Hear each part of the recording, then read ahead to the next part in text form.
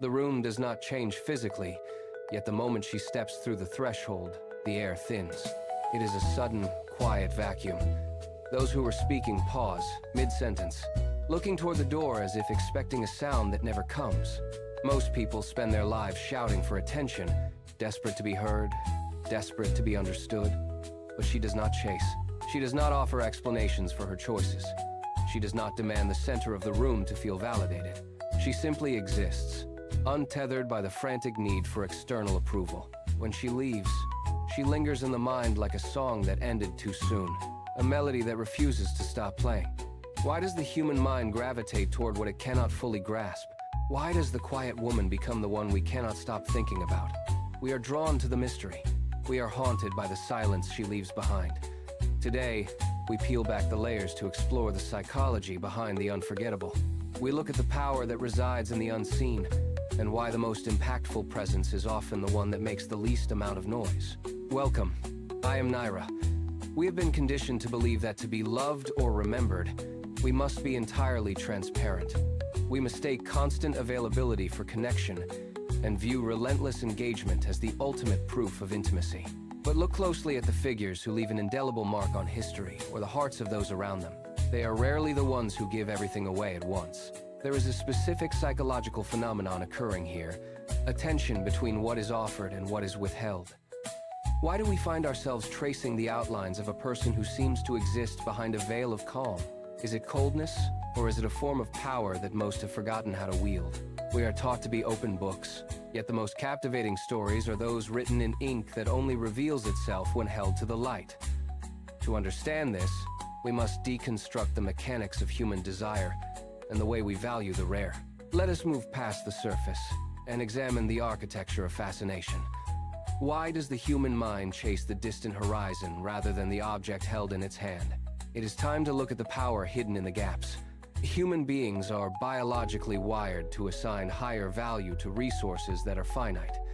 In the landscape of human interaction, emotional energy is the ultimate currency.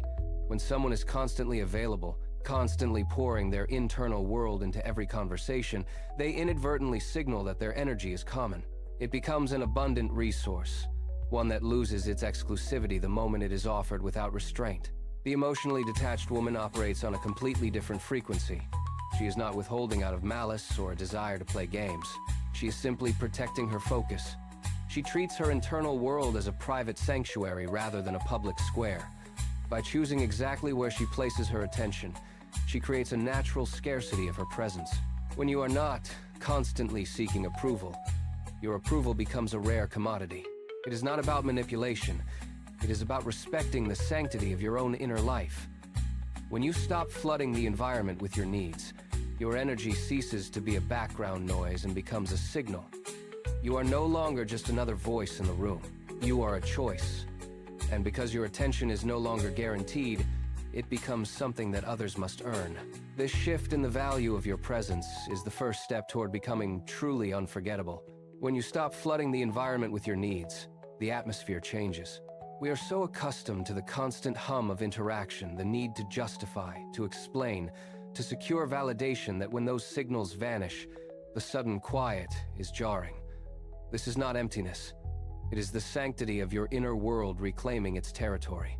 By refusing to externalize every impulse, you demonstrate that your internal state is not for public consumption. People are conditioned to react to noise, but they are haunted by silence. When you withdraw the constant stream of your energy, others look for the source of that redirection. They look for the reasons, the hidden thoughts, the logic behind the restraint. This is the moment they start to pay attention. They stop hearing your words and start feeling the weight of your presence.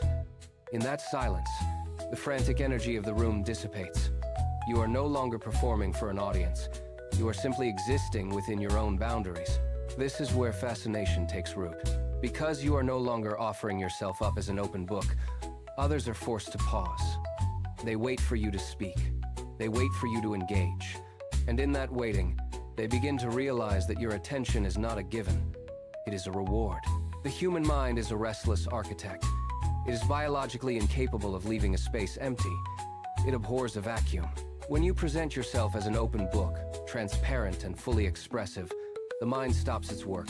It sees everything. understands the layout, and moves on. There is nothing left to imagine. But encounters someone who is composed, reserved, and anchored in her own reality, and the mind initiates a different process. It begins to fill the gaps. This is the core of why silence creates projection. When you do not reveal the entire map of your psyche, you leave blank spaces on the canvas. The observer cannot sit with that uncertainty. They start to build a version of you in their own head. They attribute their own missing ideals, their own hidden desires, and their own unspoken hopes to the quiet woman. You become a canvas for their internal architecture. You are no longer just a person. You are a concept they are actively constructing. Because you remain distinct and withheld, they cannot verify if their version matches the reality. They keep building, refining, and focusing on that mental image. The less you provide, the more they exert themselves to complete the picture.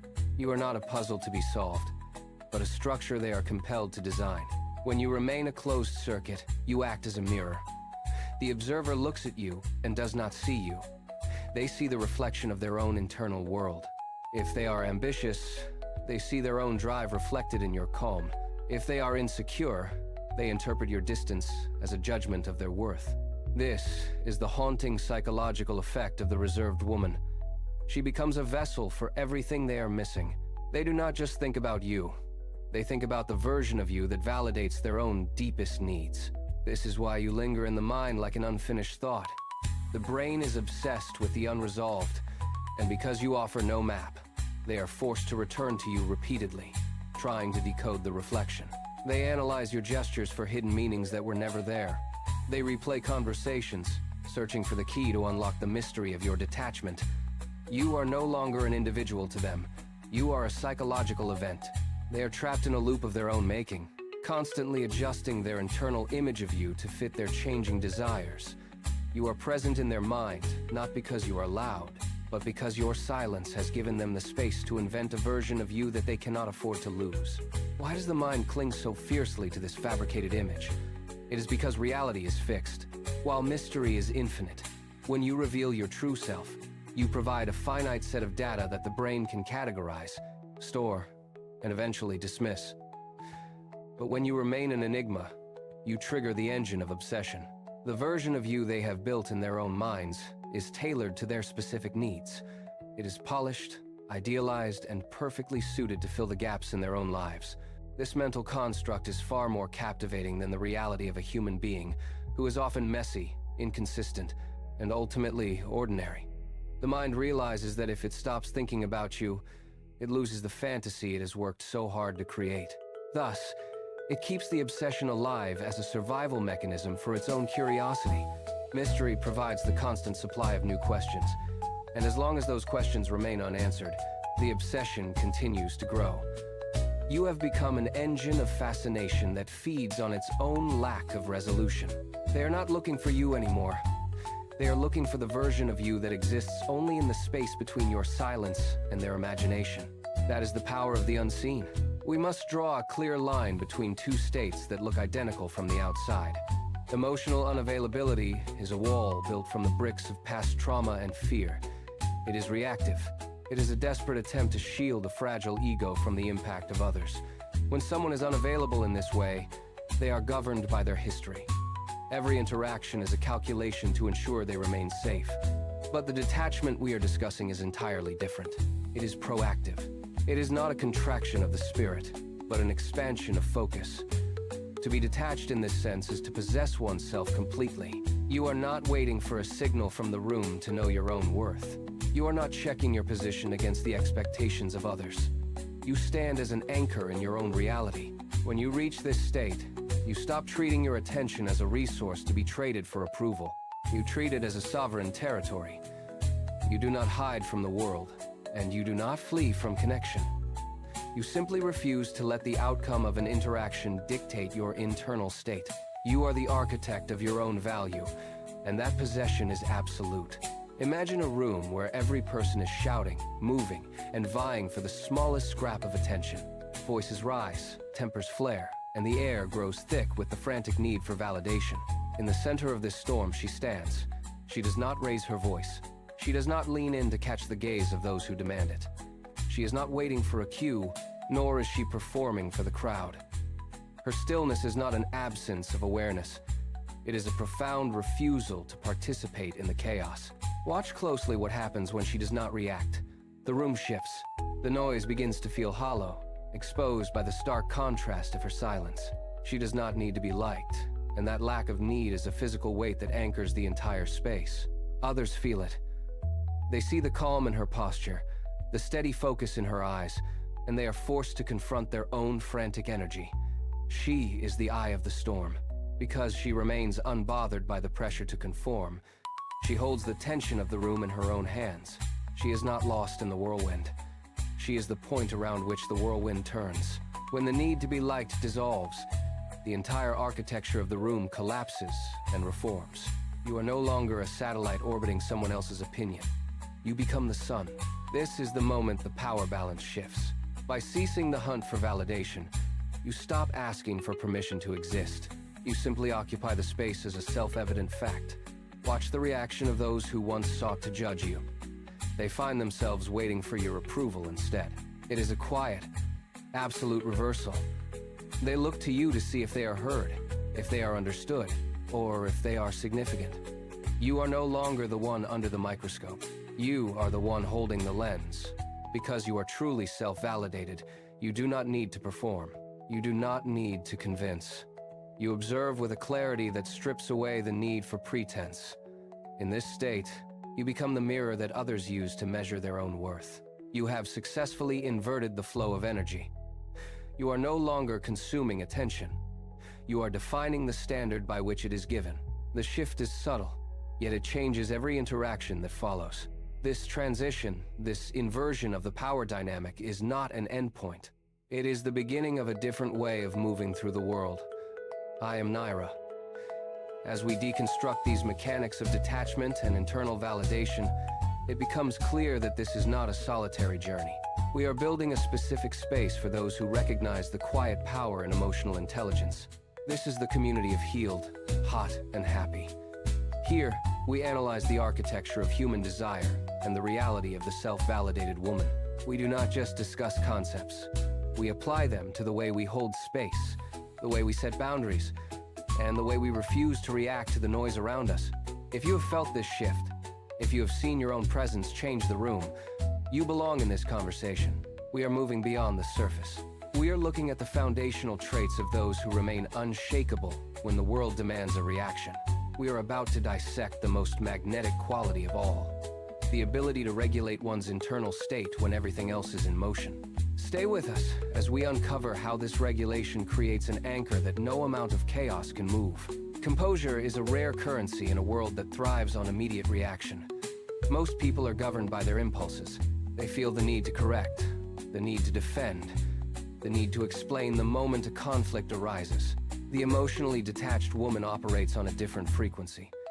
She observes the chaos. She processes the input. She responds with intention. Consider a room where tension spikes. Voices rise, accusations fly, and the environment becomes brittle. Everyone is scrambling to secure their position, to be heard, to be right. She remains still. This level of emotional regulation is magnetic because it suggests a level of self-control that few possess. When you do not react to the noise around you, you become the anchor.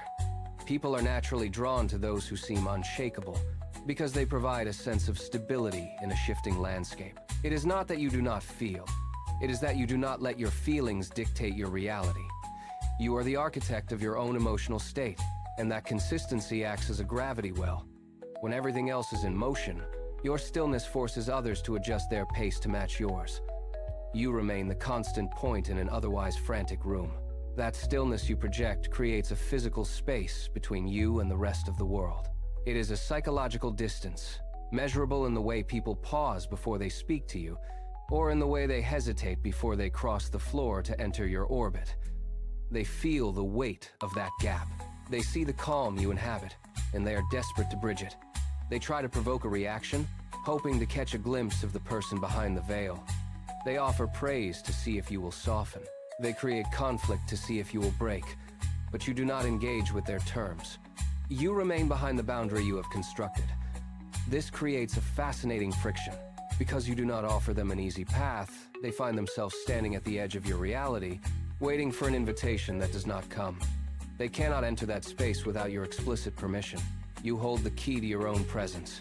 By refusing to lower your guard, you force them to realize that their access to you is a privilege, not a right. This is the power of the distance you keep.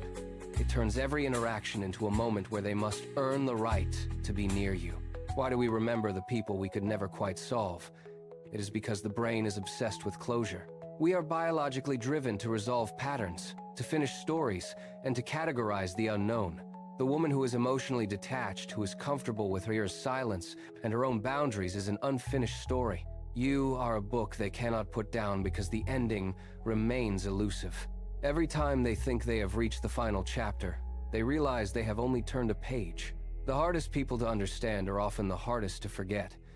They occupy a permanent space in the mind because the mind is still trying to decode them. You are not a puzzle to be solved. You are a horizon to be explored. The frustration of not knowing the ending does not drive them away. Instead, it anchors them to the narrative you provide. They keep reading, they keep searching, and they keep coming back, hoping that the next interaction will finally reveal the full truth. But you remain a text that refuses to be summarized. You are the mystery that persists long after the conversation ends, lingering in the quiet corners of their thoughts, demanding to be finished, yet never allowing the final period to be placed. Just when they believe they have mapped the terrain of your mind, you shift. They think they have finally reached the core, that they have decoded the logic behind your silence, and that the story is approaching its conclusion. But then, you reveal a new layer. It is not a contradiction. It is an expansion. You display an interest, a skill, or a perspective they never anticipated, effectively pulling the ground out from under their assumptions. The relief they felt at having solved you vanishes instantly. They realize the map they drew is obsolete. You are not a static target. You are a horizon. Every step they take towards you only reveals more distance to cover. This is the mechanism of your autonomy.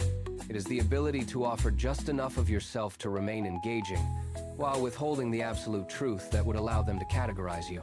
They are left standing in the wake of your latest revelation, forced to recalibrate their understanding. They thought they had reached the end of the book, only to find the volume has doubled in size.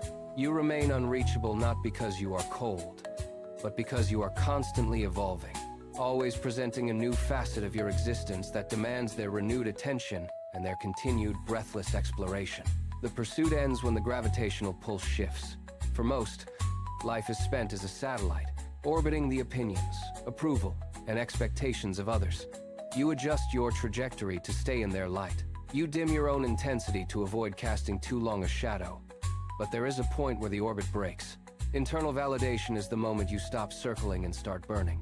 You are no longer tethered to the feedback loop of external validation. You become the sun. This shift is not a loud declaration. It is visible in the way you occupy a room. Your pace slows. Your gaze stops scanning for approval before you speak. You hold your ground because you are the center of your own system. When you move, the environment adjusts to you, rather than you adjusting to the environment.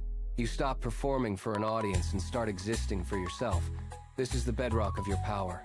It is a quiet, unshakable recognition of your own mass. Others feel the heat of this autonomy immediately. They see you standing in the center of the storm, perfectly still, perfectly complete. You do not need to convince the world of your value. You simply emit it. When you no longer require permission to exist, the dynamic of every interaction changes. You stop asking for entry into rooms where you belong. You stop apologizing for the space you occupy. This is the ultimate form of detachment, the total removal of the need for external validation. It is not an act of defiance, but an act of completion. You possess a self-contained reality that does not fracture when faced with disagreement or indifference. Watch how people react when they encounter this state. They try to find the lever, the insecurity, or the need they can use to pull you into their orbit. They find nothing. This creates a specific kind of tension. It is intimidating because it renders their influence obsolete. It is alluring because it is the rarest thing in a world of desperate pleas for attention. You walk through a crowd without checking to see if you are being followed. You speak without waiting for a nod of approval. By refusing to signal that you need anything from them, You force them to realize that their opinion is not the currency they thought it was. You are fully present, entirely unbothered, and completely inaccessible to those who seek to define you. Consider the nature of power. We are conditioned to believe that influence is a loud, aggressive force. We look for it in the person shouting to be heard, the one demanding the center of the floor, or the one performing for the crowd. But look at where the true weight lies. True power is not found in the noise. It is found in the ability to remain present without the desperate hunger for validation. It is the capacity to stand in a room and occupy it completely, without ever asking for permission to be there. Think of the figures who leave the deepest impact. They do not fight for attention. They simply exist, and the room adjusts to them. When you operate from this place of quiet, you cease to be a participant in the frantic scramble for approval. You become a steady point in a chaotic environment. Others gravitate toward you, not because you force them to, but because they recognize an unshakable consistency. This is not about being cold. It is about being deliberate. You observe more than you react. You process more than you defend. By removing the need to explain yourself, you reveal the true magnitude of your own autonomy. You are no longer trying to be seen. You are simply being. And that shift alone is what commands the world's respect. The woman who is emotionally detached does not walk through the world with a closed heart. She walks with a heart that is reserved exclusively for her own cultivation. This is the enigma that the world cannot ignore. When she stops broadcasting her inner landscape, she stops inviting the world to dismantle it. By keeping her most vital parts internal, she creates a boundary that others can sense but never breach. It is not an act of hostility. It is an act of preservation. She opens her heart to her own growth, her own standards, and her own reality. The result is a presence that feels complete unto itself. When you encounter someone who does not need the world to validate her existence, you are forced to look at her differently. You stop trying to solve her and start observing her. She becomes a fixed point. She commands attention not by shouting, but by being the only thing in the room that does not crave it. This is the final layer of her power. She is a mystery that refuses to be decoded, and in that refusal, she becomes an inescapable force. The world does not need to understand her to be permanently altered by her presence. Carry this truth forward. Your worth was never a variable to be balanced by the opinions of others. It was never dependent on being understood by the crowd. When you stop chasing the need to be decoded, you reclaim your own reality. You become the architect of your own silence. The world may look at you and wonder, but that curiosity belongs to them, not to you. You are not a puzzle meant to be finished. You are a horizon that continues long after they stop looking. Let them wonder. Let them reach for an explanation that you do not owe them. In that space of uncertainty, you remain unshaken, anchored in the absolute knowledge of who you are. The most powerful act you can perform is to simply exist with intention, without apology, and without the need for external permission. Your presence is the statement. Your life is the proof. You are the author of your own story, and you do not need the world to read the final page to know that it is complete. Walk in this quiet strength. Let the world wonder. You are already exactly where you need to be.